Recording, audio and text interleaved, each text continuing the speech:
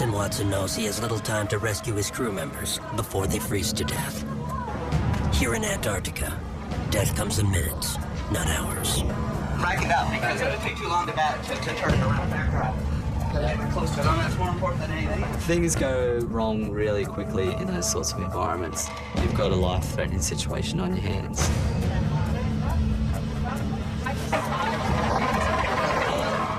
Try and get that Zodiac in the water as quickly as we can. We do not want two boats stuck in the water. The Sea Shepherds are running out of options. The stranded crew members drift farther and farther into the open sea. Hypothermia and death are becoming very real possibilities.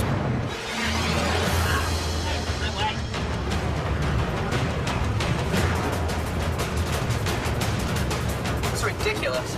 We're about 6-7 days sailing from the nearest hospital. We have to act quickly. Wilfred, the communications officer, fears for their lives and takes matters into his own hands. He launches the rocket line.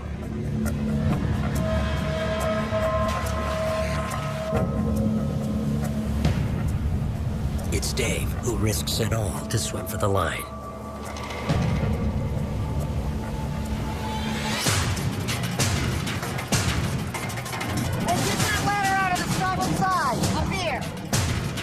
What we need is blankets full of here.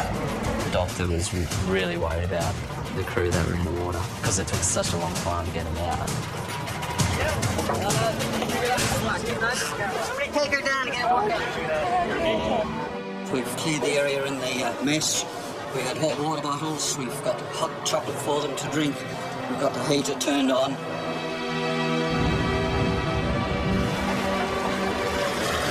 They were wearing Mustang suits. If they'd been wearing civilian clothes in Antarctic waters, they would most likely have been dead. I checked each person, and luckily there were no major physical problems. Oh, your leg was cut.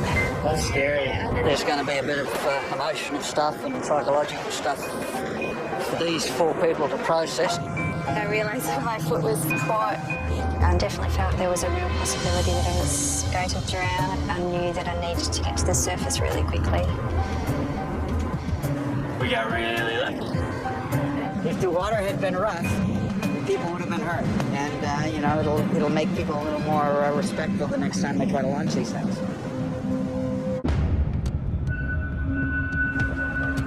Just don't understand. I've never seen a whole crew go down and boat on this launch. With the Delta crew members now safe, the Sea Shepherds try to figure out what caused the Delta to flip. It was just some really simple mistakes by one key person. Peter Brown was totally mishandling the line. We lost tension on the bow line immediately, and the boat skewed out 30 degrees away from the ship. And if you're going to do this, if you're going to put a boat in the water, it has to be parallel to this boat and moving in the same direction. And against my better judgment, I trusted him on that one. It was told to me that it went over because I let go of the bow line. Well, I didn't. I had it on, but I took it and went under. Peter Brown used dangerous.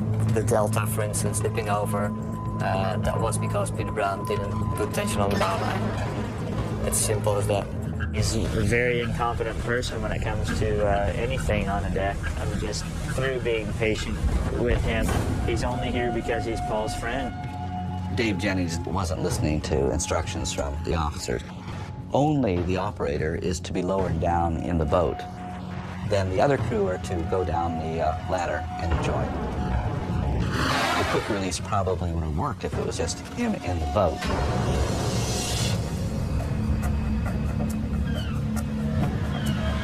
Up on the helicopter deck, newly promoted helicopter deck chief Potsy is making a devastating confession.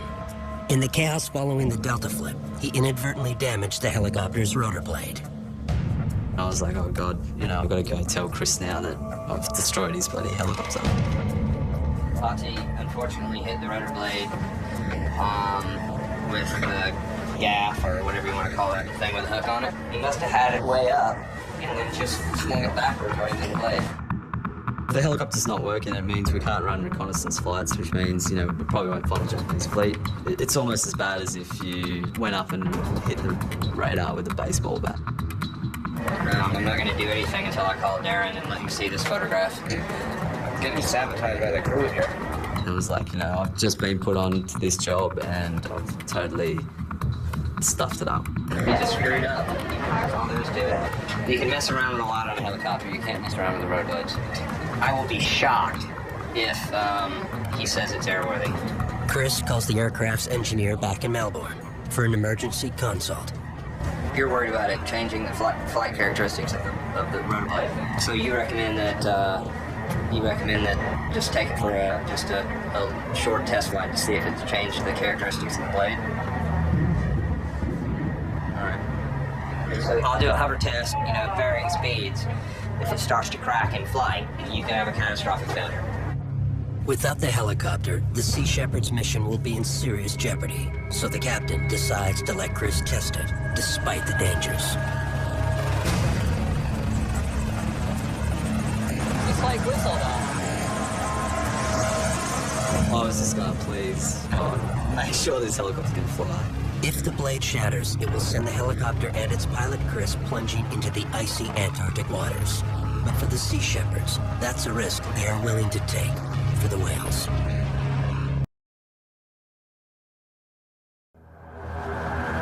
After crew member Benjamin Potts damaged the helicopter's rotor blade, pilot Chris agreed to take it up for a test flight, hoping he wouldn't crash into the Antarctic waters.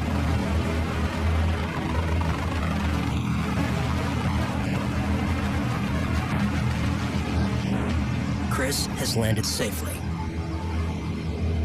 but has a grim diagnosis. Hey, Bob. Sorry, but it's too big of a risk to go on that long of a flight and to have a crack form during the flight. So you're right. Go Potts, eat your for the rest of the year. I will. Yeah, I talked to him and I looked at him and I said, well, I probably don't need to say anything till you do it. And he goes, no. And I'm like, yeah, you'll probably take care of it for me. He's pretty upset. So we should be. Yeah. Yeah, I know. He should be, and he is. He's very upset, so. Some of you may or may not know, one of the rotor blades was hit by the gaff. It was an honest mistake, but unfortunately a fairly costly one. So we've lost the ability to use the helicopter to search for the Japanese. The safest thing to do is to keep the flight short, which restricts it pretty much to just the action. It was quite the day. A lot of things just simply went wrong. We almost lost the delta there for a second, and then we dented one of our rotor blades on the helicopter, and these are two of our most important tools in sort of harassing the Japanese. Yeah, it's just been a hectic day. We haven't even counted the Japanese yet.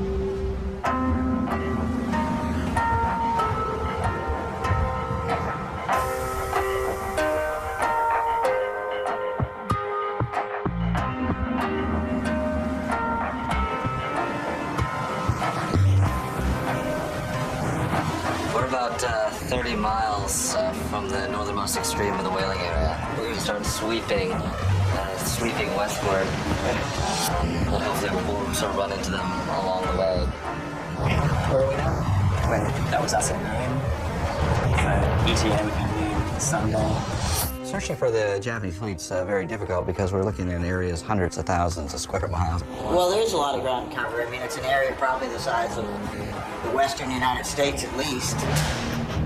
In this vast ocean, the Sea Shepherds are looking for 6 needles in a haystack. A whaling fleet made up of 2 harpoon vessels, a factory ship to process the whale meat, 2 spotter ships, and a refueling tanker. There are 6 ships out here, so looking at 6 motorhomes driving around with no roads, and you go looking for them on a bicycle. In order to find the fleet, we get tips and hints on where they may be. If we can't find the fleet, we don't have a campaign. With limited fuel supply, the Steve Irwin turns to a rival conservation ship nearby, the Esperanza, the flagship vessel of Greenpeace. I'm about to put a call to the captain of the Esperanza to see if they'd be willing to give us the coordinates to the Japanese whaling fleet. Hello, Esperanza. It's Peter calling from the Sea Shepherd vessel, Steve Irwin. How are you doing? Hey, Gianna. There is a long-standing feud between Greenpeace and Captain Paul Watson, who co-founded that organization but was later asked to leave. They're doing a lot of ocean posing down there. You know, you see these pictures of Greenpeacers getting their Zodiacs hit with the water hoses and everything. It's pure posturing. Taking pictures does not save whales. What is Greenpeace doing? They go down there every year and they take pictures of whales dying. They say their policy is one of bearing witness. You don't walk down a street and see a woman being attacked and raped and do nothing but watch. You don't watch a puppy being kicked in the face on the sidewalk and do nothing. And you don't sit there and watch whales die and do nothing but take their pictures. That, to me, is cowardice. The Sea Shepherd's viewpoint is controversial. Many believe that Greenpeace has done more for anti-whaling than any other conservation group. Despite the feud, the Sea Shepherds regularly ask Greenpeace for help. Kim McCoy calls again. How about if I were to tell you where we are, and you could tell us if we're hot or cold? I'm flabbergasted. I don't understand how that would help save any whales. So your request is that we leave you alone and let you do your thing. Well, I think you've made it quite clear that you don't want to work together with us. We don't need you, the whales need you. The whales need you to get serious and pull your head out of your... Thank you very much. Why would I sit there and take that abuse on the phone? Granted, there are more tactful ways to exit a conversation, but sometimes enough is enough. It's frustrating to me because, you know, we're sort of like treated like as the ladies of the night of the conservation movement. You know, people sometimes agree with us but don't want to be seen with us in the daytime. And Greenpeace, they come off like a bunch of Quaker Puritans. They don't even want to know that we exist, which doesn't make any sense. I founded that organization. Not to even give us the coordinates where we can find them is just unconscionable to me. I mean, it just shows that they're not really trying to stop whaling at all. They can go to hell as far as I'm concerned.